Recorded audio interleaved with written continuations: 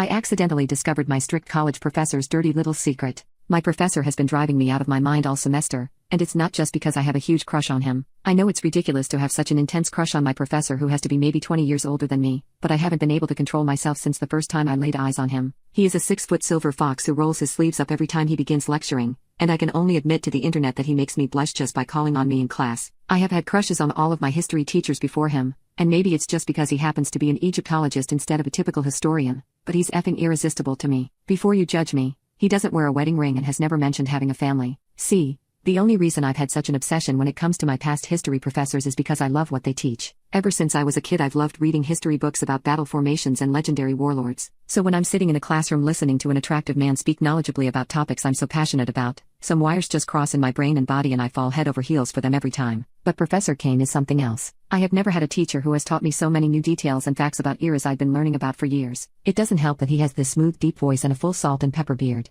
I think my crush would have faded in time just like all my other ones in the past, but my professor seemed to take a weird liking to me, but not in the way I wanted. After Professor Kane noticed that I raised my hand more than any other student, and never missed the extra credit portion on an assignment, he offered to do an independent study with me. I would meet him in his office once a week for private lectures on any topic of my choice as long as I wrote research papers on each lecture he designed just for me. It was a steamy, intellectual intimacy like I had never felt before, and it made my knees weak to be sitting there in front of Professor Kane as he explained ancient Egyptian medicine to me with stars in his eyes. I've wanted him for months, but he has been nothing but polite and professional to me. He assigns me more work than anyone in the class, and asks for regular meetings to discuss my work, but I've never caught him even taking a second glance at me. I felt my lust in secret. I would think of Professor Kane during Tinder hookups and I knew my insane crush was only growing. As the end of the semester closed in, I started to realize that soon my time with Professor Kane would be over for good. It had been a tough week, and I wanted to make my research paper to Professor Kane extra polished, so I ended up going over it again and again, until eventually, I noticed something strange. My word count was off.